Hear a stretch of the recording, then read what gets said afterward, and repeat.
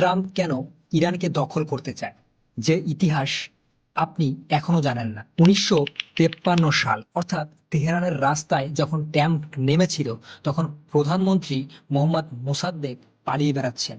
কয়েক ঘন্টা পরেই তাকে গ্রেপ্তার করা হবে। ইরানের নির্বাচিত সরকার পতন হবে। কিন্তু কে এই অভ্যুত্থান ঘটালো? আসলে কি ঘটালো? ইরানের সেনাবাহিনী নয়, আমেরিকার সিআইএ অর্থাৎ ব্রিটিশ MI6। এই ঘটনা থেকেই শুরু হয় সেই শত্রুতা, যা আজও চলছে।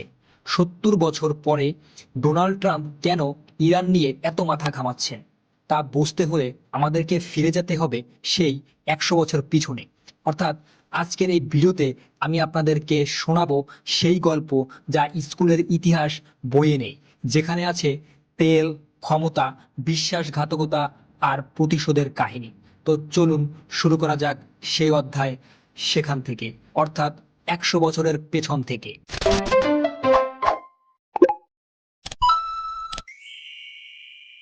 প্রথমে আমরা জানব তেলের অভিশাপ।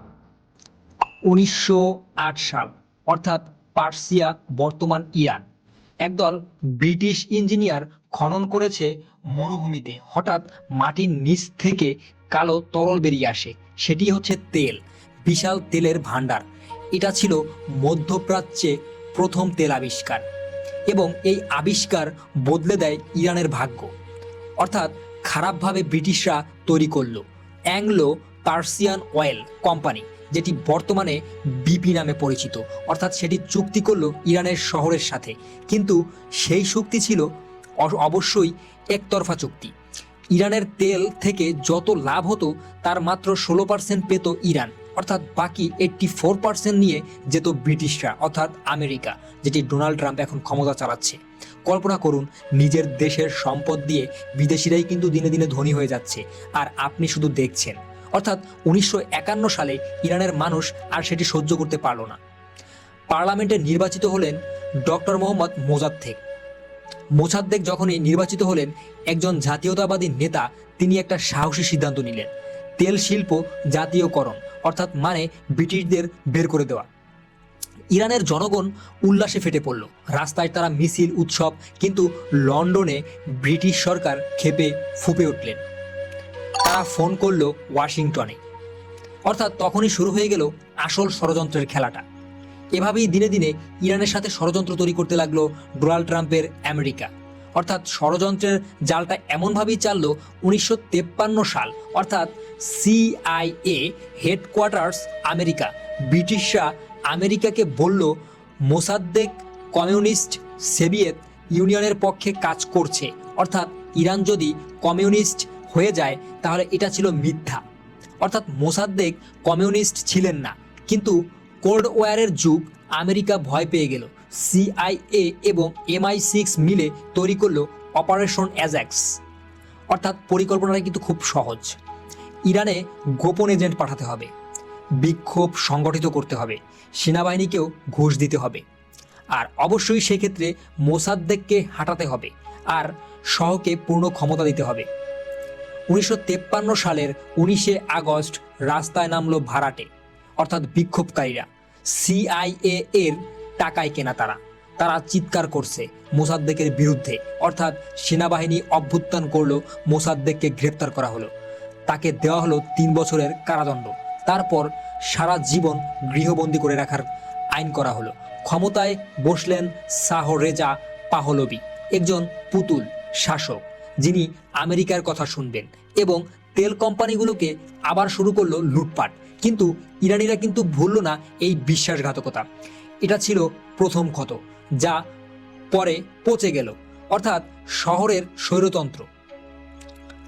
1953 থেকে 1979 সাল, যেটি শহরের শাসনকাল। শাহ রেজা পাহলভি পশ্চিমা জীবনযাত্রা পছন্দ করতেন। তিনি ইরানকে আধুনিক করতে চাইলেন, কিন্তু তারা পদ্ধতি ছিল নিষ্ঠুর। তিনি তৈরি করলেন সাবাক, গোপন পুলিশ বাহিনী অর্থাৎ সিআইএ, এবং মোসাদ প্রশিক্ষণ দিয়েছিল তাদের। সাবাক কি করত? আসলে যে কেউ সরকারের বিরুদ্ধে কথা বলতো তাকে ধরে নিয়ে যেত, নির্যাতন করত, হত্যা করত, গুমও করে ফেলতো। আনুমানিক 3000 থেকে 15000 মানুষ মারা গেছে এই সাবাকেরই হাতে। একদিকে শাহ বিলাসবহুল জীবনযাপন করছেন, প্রসাদে পার্টি হচ্ছে, অর্থাৎ আমেরিকান কোম্পানিগুলো তেল নিয়ে যাচ্ছে, অন্যদিকে সাধারণ ইরানি জনগণ দারিদ্র ভুগছে। কোনো স্বাধীনতা নেই, কোনো অধিকার নেই। মসজিদগুলোতে ধর্মীয় নেতারা ফিস করে বলতে শুরু করলেন, এই শাহ আমেরিকার একটি দালাল, ইসলামের শত্রু। এবং একজন নেতা উঠে এলেন, আয়াতুল্লাহ খামেনি। ইসলামিক বিপ্লব 1979 সালের 11ই ফেব্রুয়ারি লাখো মানুষ তেহরানের রাস্তায়, হাতে প্ল্যাকার্ড, অর্থাৎ মরকবার শাহ, শাহ মরুক।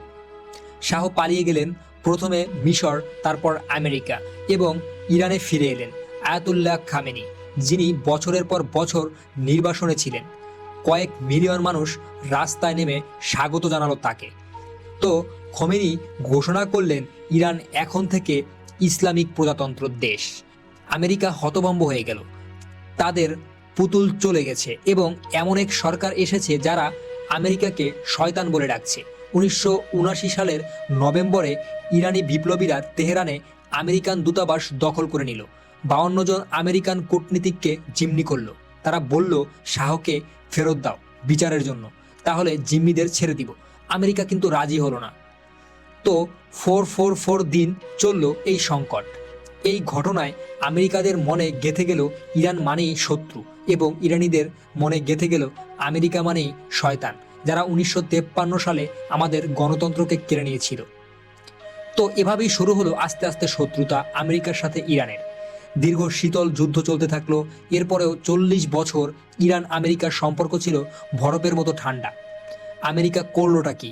ইরানের উপর অর্থনৈতিক নিষেধাজ্ঞা, যেটা ইরাক ইরান যুদ্ধে 1980 থেকে 1988 সালে ইরাকের স্বৈরশাসক সাদ্দাম হোসেনকে সমর্থন দিল। ইরানের পারমাণবিক কর্মসূচি বন্ধ করার চেষ্টা করলো। ইরান তো তখন কি করবে? ইরান করলো কি? পারমাণবিক কর্মসূচি গোপনে চালিয়ে গেল।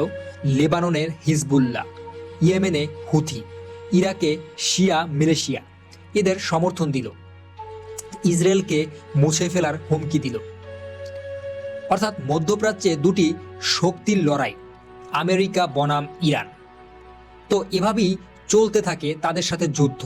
এর মাঝখান থেকে বর্তমান সময় আমরা দেখতে পাচ্ছি ট্রাম্পের এজেন্টদেরকে, যারা এবার এসে শুরু করলো আসল খেলা। তো বর্তমানে আমরা জানবো ট্রাম্প কি চায় আসলে, ট্রাম্প কেন চাচ্ছে ইরানকে দখল করতে। প্রথমত তাদের প্রথম যেই ধাক্কা যেটি প্রয়োজন সেটি হচ্ছে তেলের নিয়ন্ত্রণ করা। অর্থাৎ ইরানের আছে বিশ্বের 4র্থ বৃহত্তম তেল মজুদ এবং 2য় বৃহত্তম গ্যাস মজুদ, এবং যে এই সম্পদ নিয়ন্ত্রণ করবে সে নিয়ন্ত্রণ করবে মধ্যপ্রাচ্য। ট্রাম্প একজন ব্যবসায়ী মানুষ, তিনি জানেন তেল মানে ক্ষমতা, দ্বিতীয়ত ইসরায়েলকে সাহায্য করা। ট্রাম্প ইসরায়েলের পাক্কা একজন বন্ধু। ইরান হলো ইসরায়েলের সবচেয়ে বড় শত্রু। ইরানকে দুর্বল করা মানে ইসরায়েলকে শক্তিশালী করা। অর্থাৎ তৃতীয় আমেরিকান প্রাধান্য দিল ইসরায়েলকে।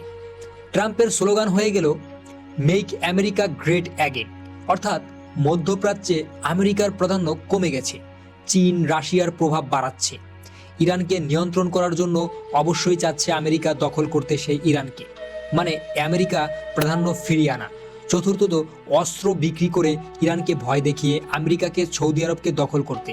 ইউএই, কাতার এসব দেশে বিলিয়ন ডলারের অস্ত্র বিক্রি করে। অর্থাৎ যুদ্ধের ভয়, অস্ত্র বিক্রি সেটিও একটি মুনাফা। কিন্তু সমস্যাটা কি? সমস্যাটা হলো ইরান 1953 সালের আর ইরান নয়। বর্তমান ইরান খুবই শক্তিশালী একটি দেশ। তো তারা পারমাণবিক অস্ত্র নিজেরাই তৈরি করতে পারে। পারমাণবিক প্রযুক্তির কাছাকাছি শক্তিশালী সেনাবাহিনী আছে তাদের কাছে। তাই পুরো মধ্যপ্রাচ্যে মিত্র আছে রাশিয়া ও চীনের সমর্থন। তারা পুরোপুরি সমর্থন করছে ইরানকে। ইরানকে আক্রমণ করা মানেই তৃতীয় বিশ্বযুদ্ধের একটি ঝুঁকি। অর্থাৎ যখনই আমেরিকা ইরানকে আক্রমণ করবে, বিশ্বে একটি তৃতীয় বিশ্বযুদ্ধ লাগার সম্ভাবনা রয়ে গেছে। আসল সত্য এবার আসুন আমরা জানার চেষ্টা করি। আসল সত্যটা কি? ট্রাম্প ইরান দখল করতে চান না।